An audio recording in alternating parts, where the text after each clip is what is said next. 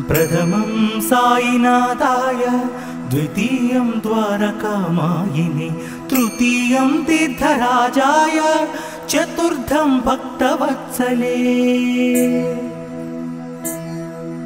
प्रथमं साईनाथाय, द्वितीयं द्वारकामायिने, तृतीयं तीर्थराजाय, चतुर्थं भक्तवत्सले। पंचमं परमात्माय, षष्ठमं च शिरडीवासिने, सप्तमं सद्गुरुनादाय, अष्टमं अनाथनाथवे।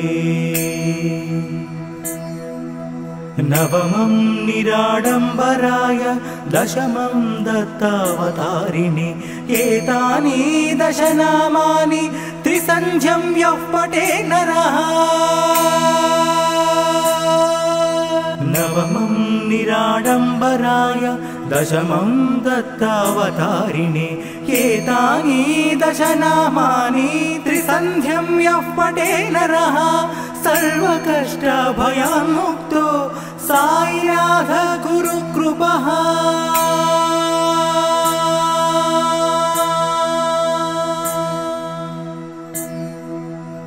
ॐ शान्ति शान्ति शान्तिः। ॐ श्री सच्चिदानंद समर्थ सद्गुरु साईनाथ महाराज की जय। इति श्री साईनाथ कष्ट निवारण स्तोत्रं संपूर्णम्।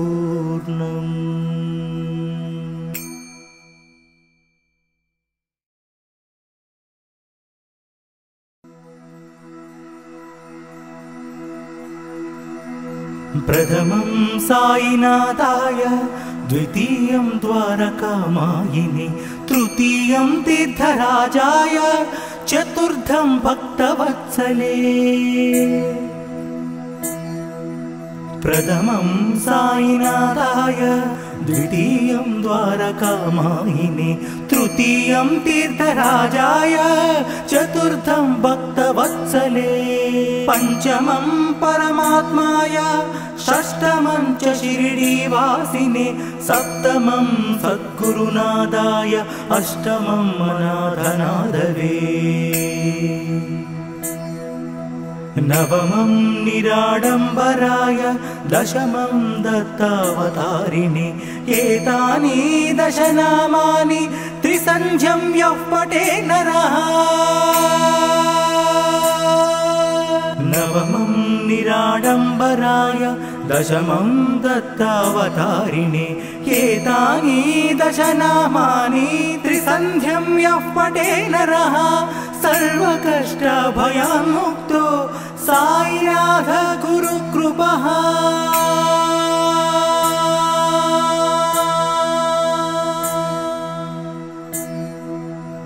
ॐ शान्ति शान्ति शान्तिः। ॐ श्री सच्चिदानंद समर्थ सद्गुरु साईनाथ महाराज की जय। इति श्री साईनाथ कष्ट निवारण स्तोत्रं संपूर्णम्।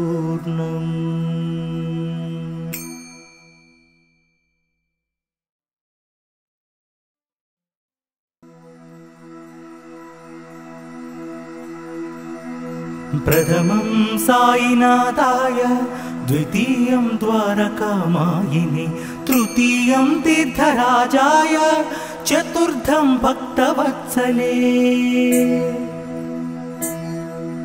प्रथमं साईनाथाय, द्वितीयं द्वारकामायिने, तृतीयं तीर्थराजाय, चतुर्थं भक्तवत्सले। पंचमं परमात्माय, षष्ठमं च शिरडीवासिने, सप्तमं सद्गुरुनादाय, अष्टमं अनाथनाथवे।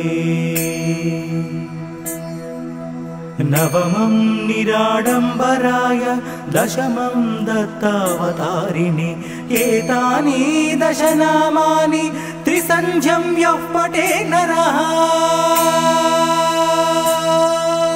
नवमं निराडम्बराय दशमं दत्तावतारिणे एतानि दशनामानि त्रिसन्ध्यं यः पठे नरः सर्वकष्टभयान्मुक्तो साईनाथ गुरुकृपः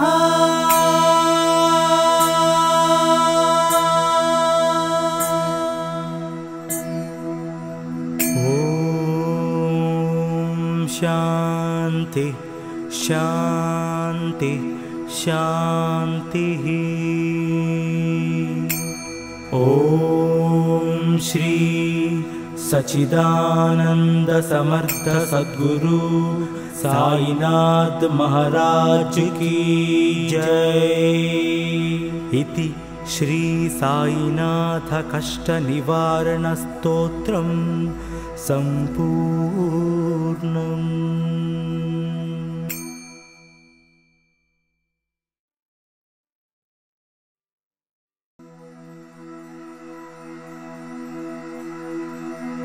प्रथमं साईनाथाय द्वितीयं द्वारकामायिने तृतीयं तीर्थराजाय चतुर्थं भक्तवत्सले।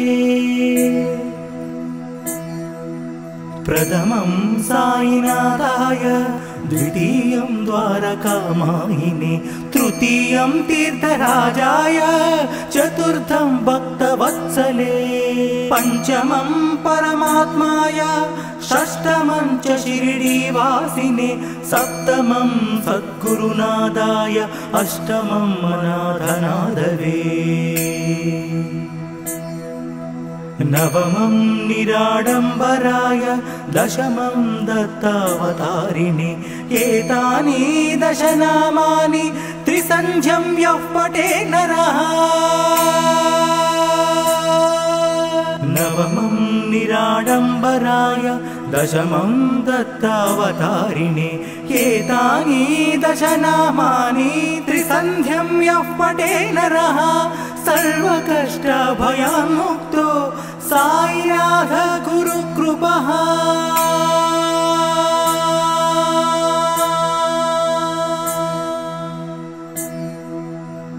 ॐ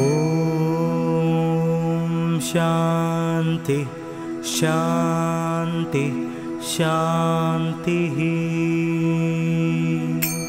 ॐ श्री सच्चिदानंद समर्थ सद्गुरु साईनाथ महाराज की जय। इति श्री साईनाथ कष्ट निवारण स्तोत्रम संपूर्णम्।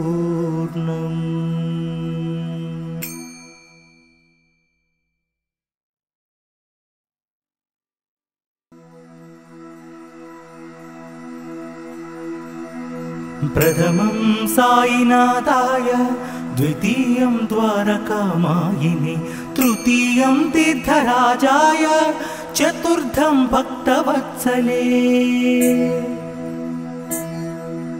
प्रथमं साईनाथाय द्वितीयं द्वारकामायिने तृतीयं तीर्थराजाय चतुर्थं भक्तवत्सले। पंचमं परमात्माय षष्ठमं च शिरडीवासिने सप्तमं सद्गुरुनादाय अष्टमं अनाथनाथवे। नवमं निराडम्बराय दशमं दत्तावतारिणे एतानि दशनामानि त्रिसन्ध्यं यः पठे नरः नवमं निराडम्बराय दशमं दत्तावतारिणे एतानि दशनामानि त्रिसन्ध्यं यः पठे नरः सर्वकष्टभयान्मुक्तो साईनाथ गुरुकृपः।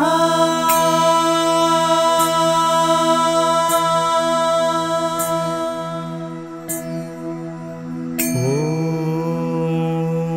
शान्ति शान्ति शान्तिः। ॐ श्री सच्चिदानंद समर्थ सद्गुरु साईनाथ महाराज की जय।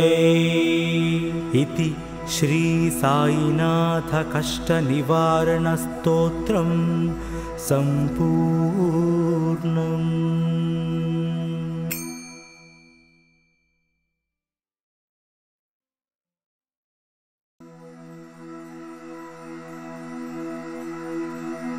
प्रथमं साईनाथाय, द्वितीयं द्वारकामायिने, तृतीयं तीर्थराजाय, चतुर्थं भक्तवत्सले।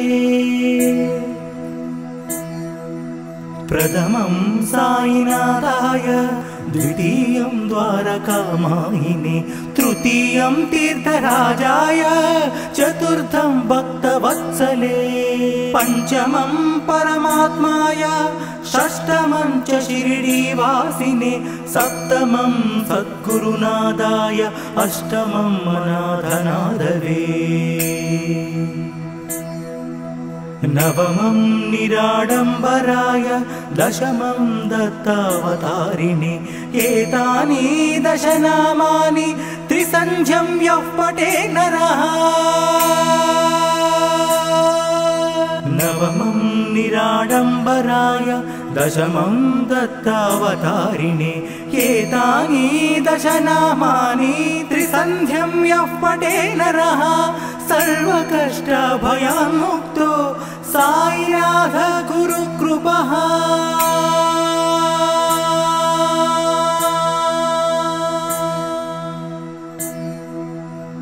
ॐ शान्ति शान्ति शान्तिः। ॐ श्री सच्चिदानंद समर्थ सद्गुरु साईनाथ महाराज की जय। इति श्री साईनाथ कष्ट निवारण स्तोत्रम संपूर्णम्।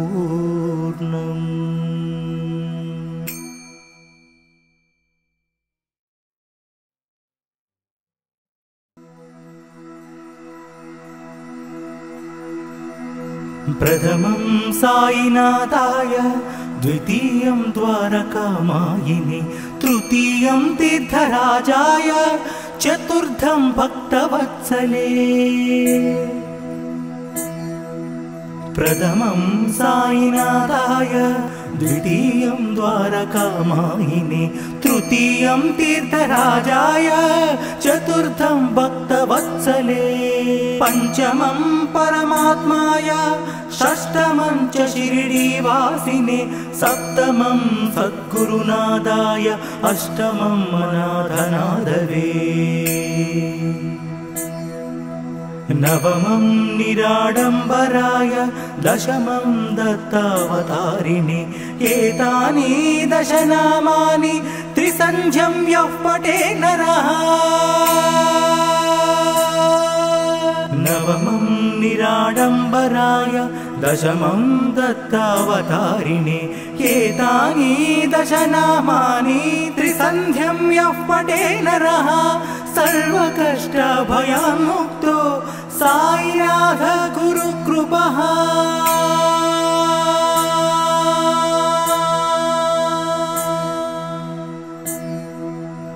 ॐ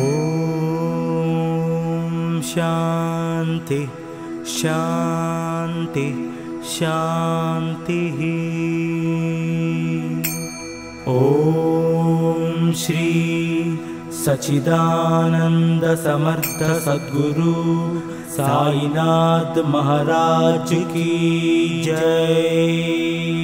इति श्री साईनाथ कष्ट निवारण स्तोत्रम संपूर्णम्।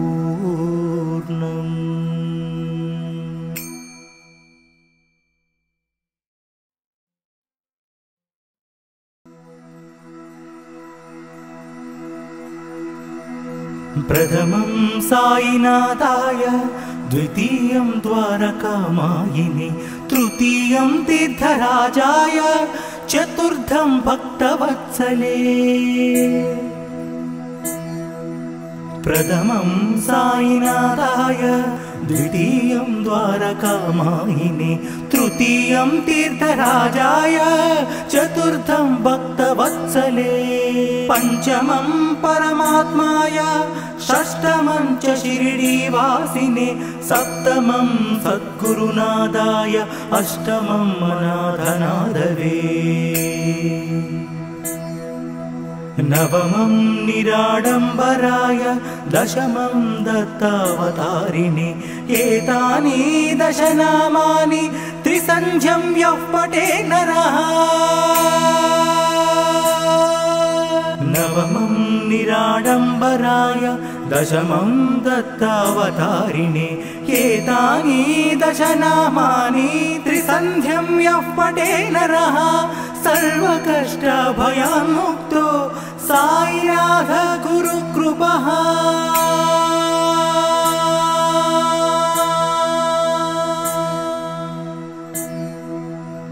ॐ शान्ति शान्ति शान्तिः ॐ श्री सच्चिदानंद समर्थ सद्गुरु साईनाथ महाराज की जय। इति श्री साईनाथ कष्ट निवारण स्तोत्रं संपूर्णम्।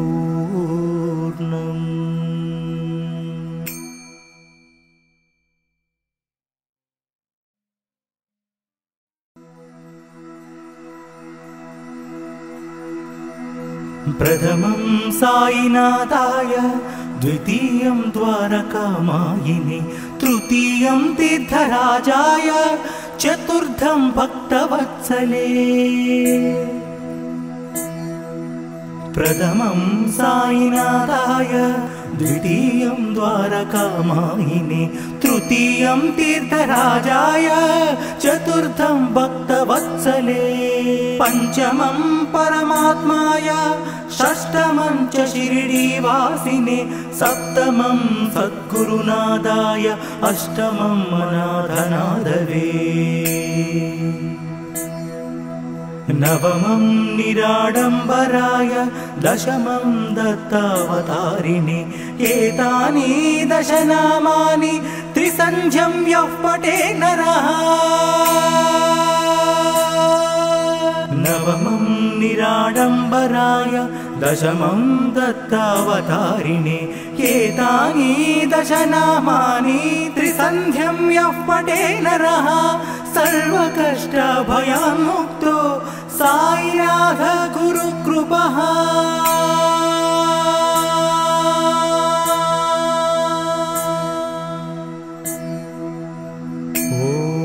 ॐ शान्ति शान्ति शान्तिः ॐ श्री सच्चिदानंद समर्थ सद्गुरु साईनाथ महाराज की जय। इति श्री साईनाथ कष्ट निवारण स्तोत्रं संपूर्णम्।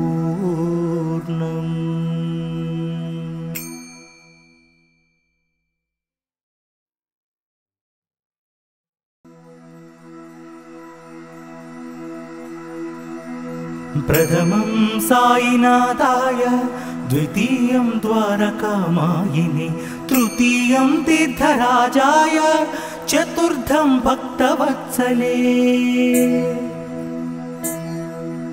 प्रथमं साईनाथाय द्वितीयं द्वारकामायिनि तृतीयं तीर्थराजाय चतुर्थं भक्तवत्सले पंचमं परमात्माय षष्ठमं च शिरडीवासिने सप्तमं सद्गुरुनादाय अष्टमं अनाथनाथवे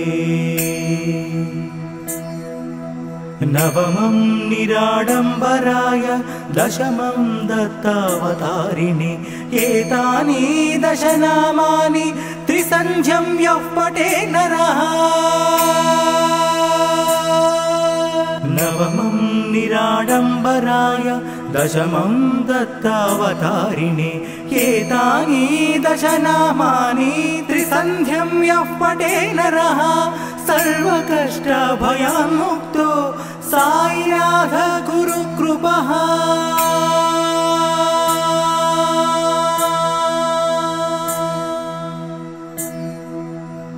ॐ शान्ति शान्ति शान्तिः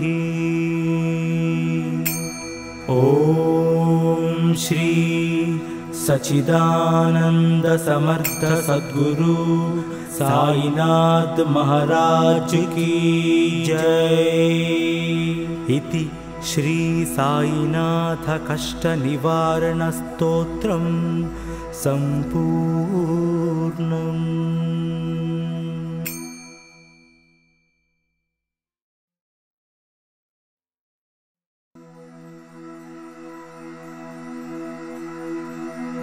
प्रथमं साईनाथाय द्वितीयं द्वारकामायिने तृतीयं तीर्थराजाय चतुर्थं भक्तवत्सले। प्रथमं साईनाथाय द्वितीयं द्वारकामायिने तृतीयं तीर्थराजाय चतुर्थं भक्तवत्सले। पंचमं परमात्माय षष्ठमं च शिरडीवासिने सप्तमं सद्गुरुनादाय अष्टमं अनाथनाथवे। नवमं निराडम्बराय दशमं दत्तावतारिणे एतानि दशनामानि त्रिसन्ध्यं यः पठे नरः नवमं निराडम्बराय दशमं दत्तावतारिणे एतानि दशनामानि त्रिसन्ध्यं यः पठे नरः सर्वकष्टभयान्मुक्तो साईनाथ गुरुकृपः।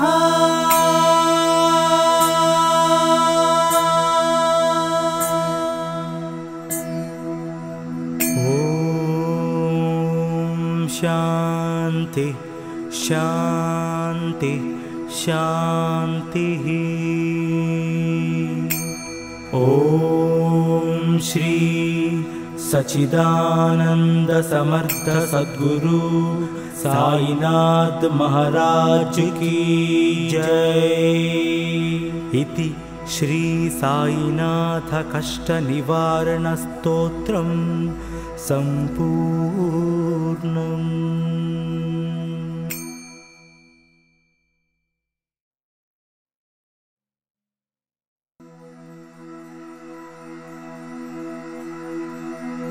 प्रथमं साईनाथाय द्वितीयं द्वारकामायिने तृतीयं तीर्थराजाय चतुर्थं भक्तवत्सले। प्रथमं साईनाथाय द्वितीयं द्वारकामायिने तृतीयं तीर्थराजाय चतुर्थं भक्तवत्सले। पंचमं परमात्माय षष्ठमं च शिरडीवासिने सप्तमं सद्गुरुनादाय अष्टमं अनाथनाथवे। नवमं निराडम्बराय दशमं दत्तावतारिणे एतानि दशनामानि त्रिसन्ध्यं यः पठे नरः नवमं निराडम्बराय दशमं दत्तावतारिणे एतानि दशनामानि त्रिसन्ध्यं यः पठे नरः सर्वकष्टभयान्मुक्तो साईनाथ गुरुकृपः।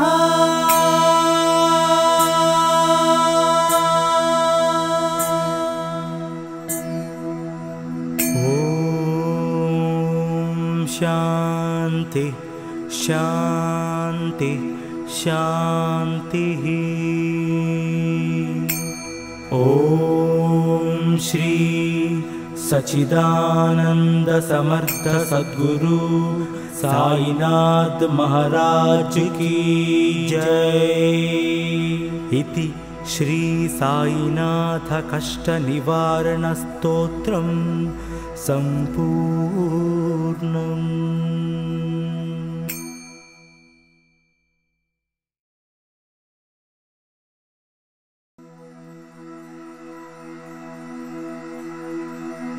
प्रथमं साईनाथाय, द्वितीयं द्वारकामायिने, तृतीयं तीर्थराजाय, चतुर्थं भक्तवत्सले। प्रथमं साईनाथाय, द्वितीयं द्वारकामायिने, तृतीयं तीर्थराजाय, चतुर्थं भक्तवत्सले। पंचमं परमात्माय, षष्ठमं च शिरडीवासिने, सप्तमं सद्गुरुनाथाय, अष्टमं अनाथनाथवे। नवमं निराडम्बराय, दशमं दत्तावतारिणे। एतानि दश नामानि त्रिसन्ध्यं यः पठे नरः। नवमं निराडम्बराय, दशमं दत्तावतारिणे। एतानि दश नामानि त्रिसन्ध्यं यः पठे नरः, सर्वकष्टभयान्मुक्तो साईनाथ गुरुकृपः।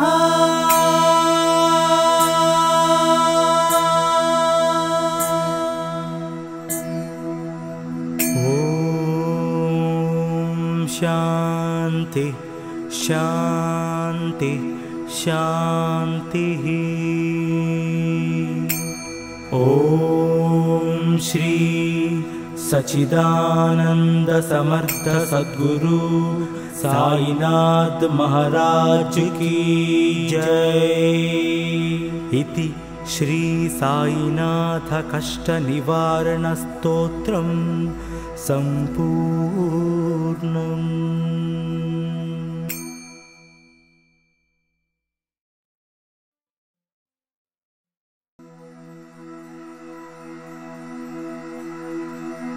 प्रथमं साईनाथाय, द्वितीयं द्वारकामायिने, तृतीयं तीर्थराजाय, चतुर्थं भक्तवत्सले। प्रथमं साईनाथाय, द्वितीयं द्वारकामायिने, तृतीयं तीर्थराजाय, चतुर्थं भक्तवत्सले। पंचमं परमात्माय, षष्ठमं च शिरडीवासिने, सप्तमं सद्गुरुनाथाय, अष्टमं अनाथनाथवे। नवमं निराडम्बराय, दशमं दत्तावतारिणे। एतानि दश नामानि त्रिसन्ध्यं यः पठे नरः। नवमं निराडम्बराय, दशमं दत्तावतारिणे। एतानि दश नामानि त्रिसन्ध्यं यः पठे नरः, सर्वकष्टभयान्मुक्तो साईनाथ गुरुकृपः।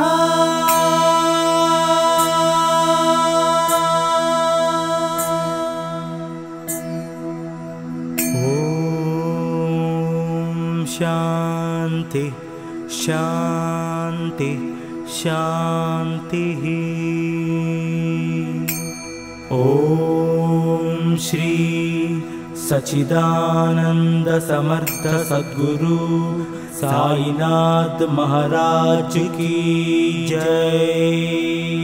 इति श्री साईनाथ कष्ट निवारण स्तोत्रम् सम्पूर्णम्।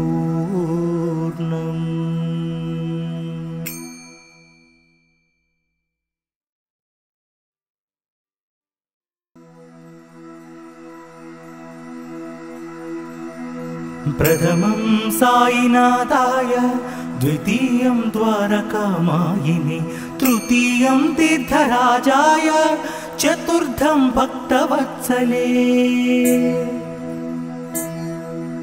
प्रथमं साईनाथाय द्वितीयं द्वारकामायिने तृतीयं तीर्थराजाय चतुर्थं भक्तवत्सले पंचमं परमात्माय षष्ठमं च शिरडीवासिने सप्तमं सद्गुरुनादाय अष्टमं अनाथनाथवे नवमं निराडम्बराय दशमं दत्तावतारिणे एतानि दशनामानि त्रिसन्ध्यं यः पठे नरः नवमं निराडम्बराय दशमं दत्तावतारिणे एतानि दशनामानि त्रिसन्ध्यं यः पठे नरः सर्वकष्टभयान्मुक्तो साईनाथ गुरुकृपः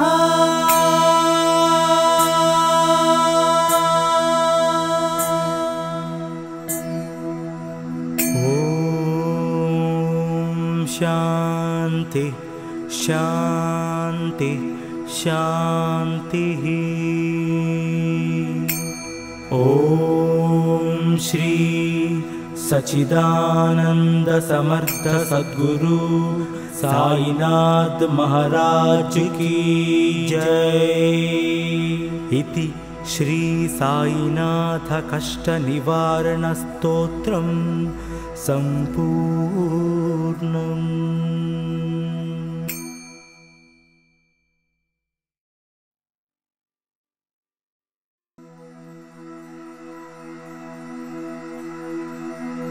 प्रथमं साईनाथाय द्वितीयं द्वारकामायिने तृतीयं तीर्थराजाय चतुर्थं भक्तवत्सले प्रथमं साईनाथाय द्वितीयं द्वारकामायिने तृतीयं तीर्थराजाय चतुर्थं भक्तवत्सले पंचमं परमात्माय षष्ठमं च शिरडीवासिने सप्तमं सद्गुरुनादाय अष्टमं अनाथनाथवे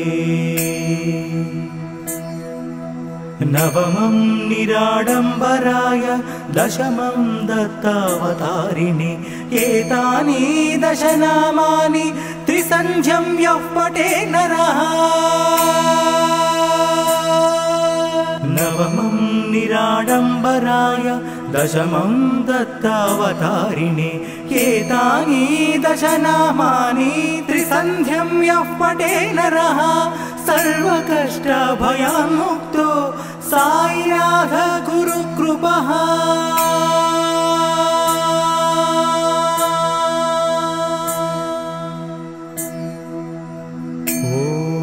ॐ शान्ति शान्ति शान्तिः ॐ श्री सच्चिदानंद समर्थ सद्गुरु साईनाथ महाराज की जय। इति श्री साईनाथ कष्ट निवारण स्तोत्रं संपूर्णम्।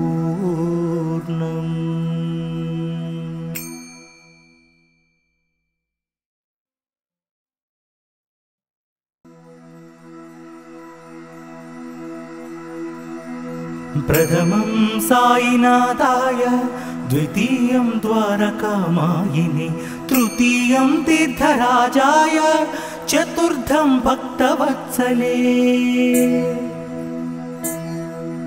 प्रथमं साईनाथाय द्वितीयं द्वारकामायिने तृतीयं तीर्थराजाय चतुर्थं भक्तवत्सले पंचमं परमात्माय षष्ठमं च शिरडीवासिने सप्तमं सद्गुरुनादाय अष्टमं अनाथनाथवे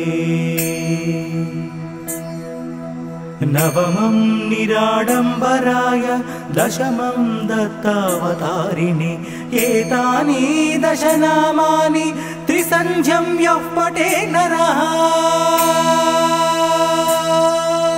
नवमं निराडम्बराय दशमं दत्तावतारिणे एतानि दशनामानि त्रिसन्ध्यं यः पठे नरः सर्वकष्टभयान्मुक्तो साईनाथ गुरुकृपः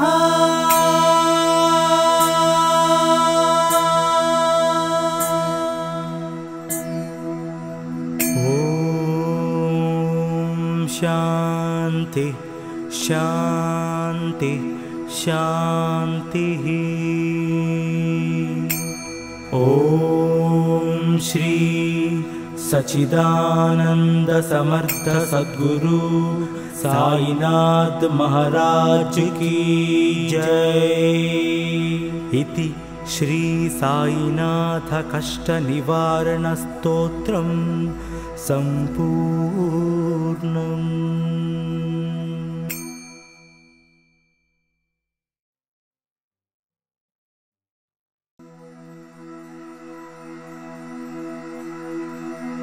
प्रथमं साईनाथाय द्वितीयं द्वारकामायिने तृतीयं तीर्थराजाय चतुर्थं भक्तवत्सले।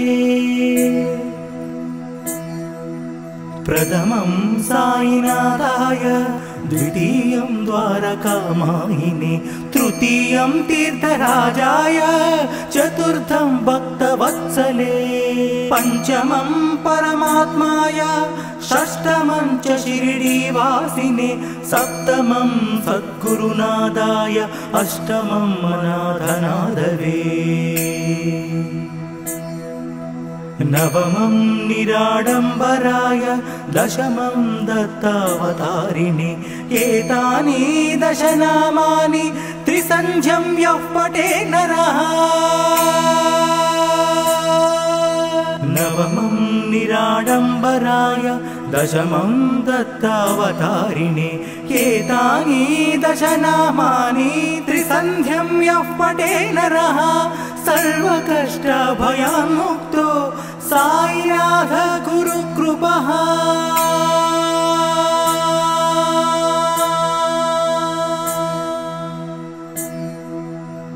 ॐ शान्ति शान्ति शान्तिः। ॐ श्री सच्चिदानंद समर्थ सद्गुरु साईनाथ महाराज की जय। इति श्री साईनाथ कष्ट निवारण स्तोत्रम संपूर्णम्।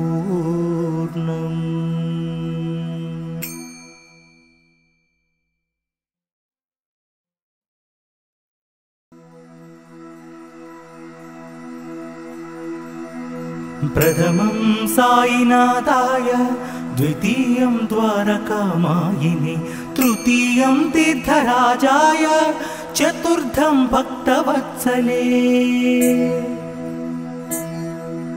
प्रथमं साईनाथाय द्वितीयं द्वारकामायिने तृतीयं तीर्थराजाय चतुर्थं भक्तवत्सले। पंचमं परमात्माय षष्ठमं च शिरडीवासिने सप्तमं सद्गुरुनादाय अष्टमं अनाथनाथवे। नवमं निराडम्बराय दशमं दत्तावतारिणे एतानि दशनामानि त्रिसन्ध्यं यः पठे नरः नवमं निराडम्बराय दशमं दत्तावतारिणे एतानि दशनामानि त्रिसन्ध्यं यः पठे नरः सर्वकष्टभयान्मुक्तो साईनाथ गुरुकृपः।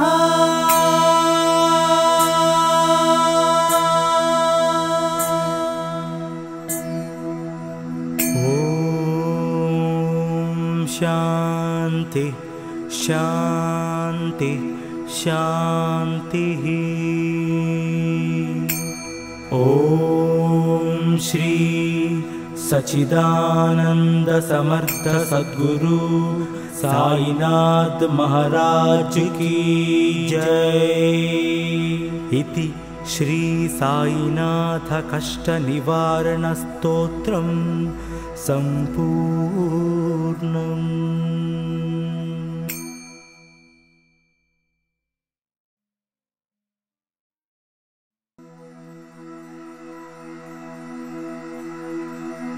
प्रथमं साईनाथाय, द्वितीयं द्वारकामायिने, तृतीयं तीर्थराजाय, चतुर्थं भक्तवत्सले। प्रथमं साईनाथाय, द्वितीयं द्वारकामायिने, तृतीयं तीर्थराजाय, चतुर्थं भक्तवत्सले। पंचमं परमात्माय, षष्ठमं च शिरडीवासिने, सप्तमं सद्गुरुनाथाय, अष्टमं अनाथनाथवे। नवमं निराडम्बराय, दशमं दत्तावतारिणे। एतानि दश नामानि त्रिसन्ध्यं यः पठे नरः। नवमं निराडम्बराय, दशमं दत्तावतारिणे। एतानि दश नामानि त्रिसन्ध्यं यः पठे नरः, सर्वकष्टभयान्मुक्तो साईनाथ गुरुकृपः।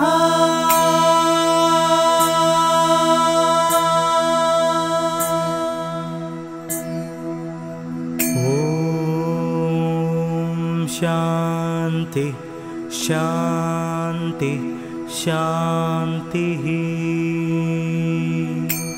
ॐ श्री सच्चिदानंद समर्थ सद्गुरु साईनाथ महाराज की जय। इति श्री साईनाथ कष्ट निवारण स्तोत्रम् सम्पूर्णम्।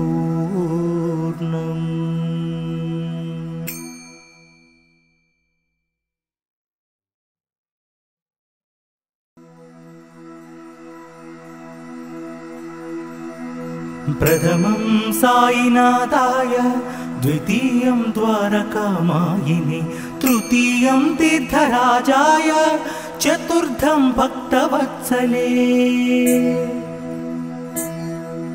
प्रथमं साईनाथाय, द्वितीयं द्वारकामायिने, तृतीयं तीर्थराजाय, चतुर्थं भक्तवत्सले। पंचमं परमात्माय, षष्ठमं च शिरडीवासिने, सप्तमं सद्गुरुनाथाय, अष्टमं अनाथनाथवे। नवमं निराडम्बराय, दशमं दत्तावतारिणे। एतानि दश नामानि त्रिसन्ध्यं यः पठे नरः। नवमं निराडम्बराय, दशमं दत्तावतारिणे। एतानि दश नामानि त्रिसन्ध्यं यः पठे नरः, सर्वकष्टभयान्मुक्तो साईनाथ गुरुकृपः।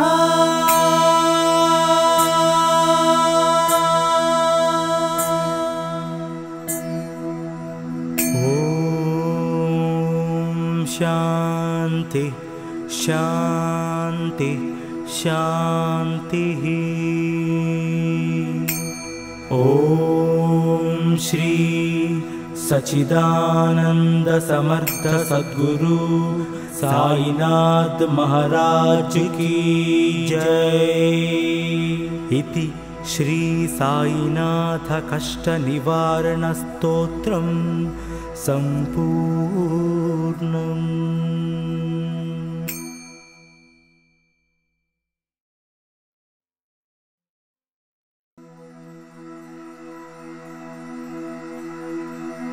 प्रथमं साईनाथाय, द्वितीयं द्वारकामायिने तृतीयं तीर्थराजाय चतुर्थं भक्तवत्सले प्रथमं साईनाथाय द्वितीयं द्वारकामायिने तृतीयं तीर्थराजाय चतुर्थं भक्तवत्सले पंचमं परमात्माय षष्ठमं च शिरडीवासिने सप्तमं सद्गुरुनादाय अष्टमं अनाथनाथवे नवमं निराडम्बराय दशमं दत्तावतारिणे एतानि दशनामानि त्रिसन्ध्यं यः पठे नरः नवमं निराडम्बराय दशमं दत्तावतारिणे एतानि दशनामानि त्रिसन्ध्यं यः पठे नरः सर्वकष्टभयान्मुक्तो साईनाथ गुरुकृपः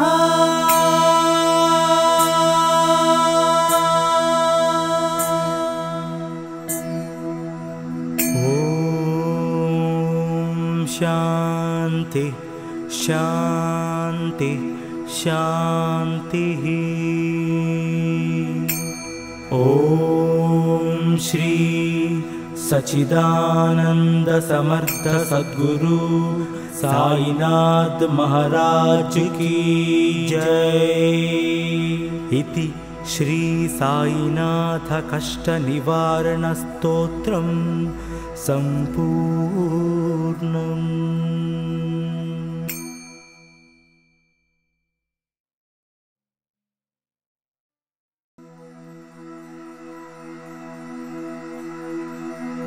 प्रथमं साईनाथाय द्वितीयं द्वारकामायिने तृतीयं तीर्थराजाय चतुर्थं भक्तवत्सले प्रथमं साईनाथाय द्वितीयं द्वारकामायिने तृतीयं तीर्थराजाय चतुर्थं भक्तवत्सले पंचमं परमात्माय षष्ठमं च शिरडीवासिने सप्तमं सद्गुरुनादाय अष्टमं अनाथनाथवे नवमं निराडम्बराय दशमं दत्तावतारिणे एतानि दशनामानि त्रिसन्ध्यं यः पठे नरः नवमं निराडम्बराय दशमं दत्तावतारिणे एतानि दशनामानि त्रिसन्ध्यं यः पठे नरः सर्वकष्टभयान्मुक्तो साईनाथ गुरुकृपः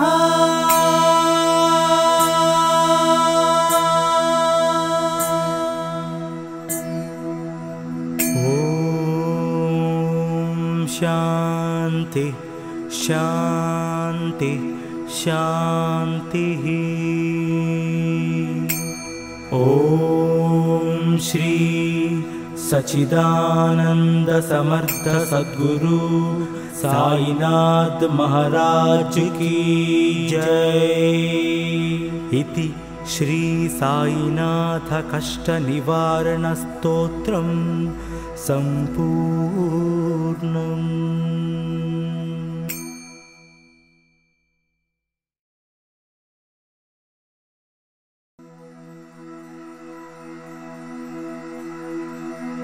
प्रथमं साईनाथाय द्वितीयं द्वारकामायिने तृतीयं तीर्थराजाय चतुर्थं भक्तवत्सले प्रथमं साईनाथाय द्वितीयं द्वारकामायिने तृतीयं तीर्थराजाय चतुर्थं भक्तवत्सले पंचमं परमात्माय षष्ठमं च शिरडीवासिने सप्तमं सद्गुरुनादाय अष्टमं अनाथनाथवे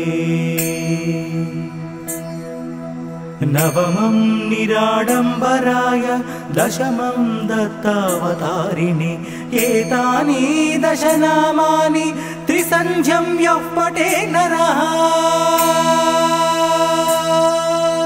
नवमं निराडम्बराय दशमं दत्तावतारिणे एतानि दशनामानि त्रिसन्ध्यं यः पठे नरः सर्वकष्टभयान्मुक्तो साईनाथ गुरुकृपः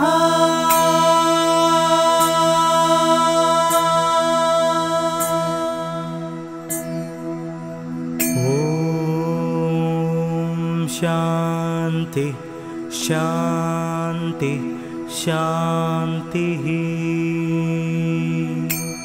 ॐ श्री सच्चिदानंद समर्थ सद्गुरु साईनाथ महाराज की जय।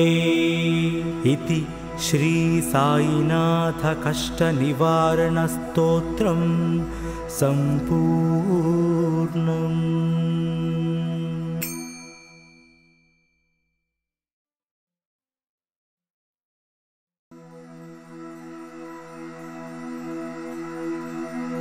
प्रथमं साईनाथाय द्वितीयं द्वारकामायिने तृतीयं तीर्थराजाय चतुर्थं भक्तवत्सले।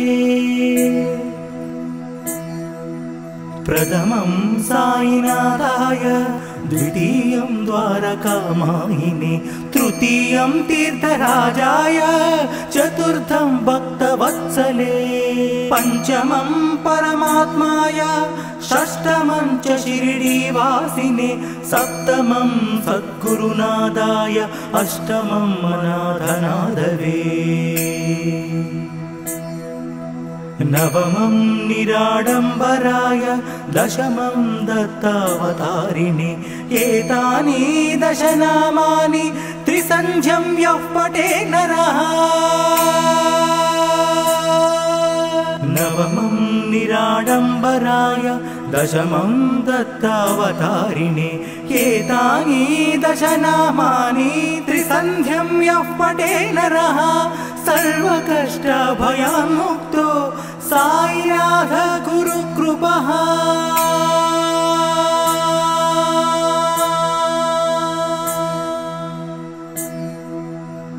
ॐ शान्ति शान्ति शान्तिः। ॐ श्री सच्चिदानंद समर्थ सद्गुरु साईनाथ महाराज की जय। इति श्री साईनाथ कष्ट निवारण स्तोत्रम संपूर्णम्।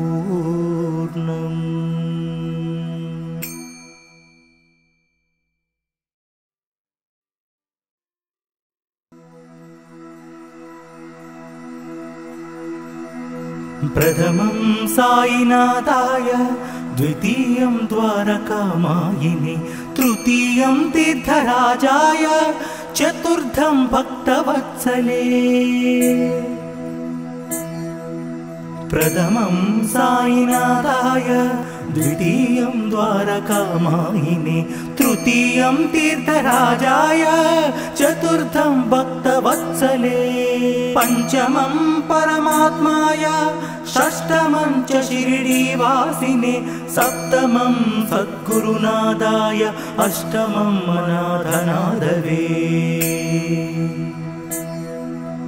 नवमं निराडम्बराय दशमं दत्तावतारिणे एतानि दशनामानि त्रिसन्ध्यं यः पठे नरः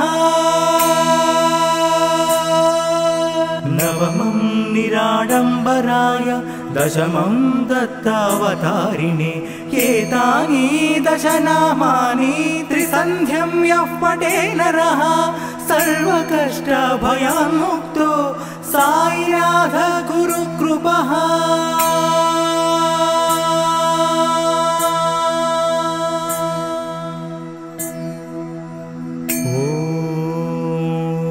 ॐ शान्ति शान्ति शान्तिः।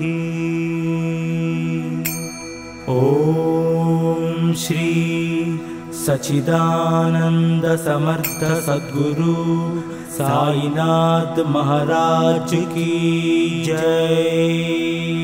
इति श्री साईनाथ कष्ट निवारण स्तोत्रम् सम्पूर्णम्।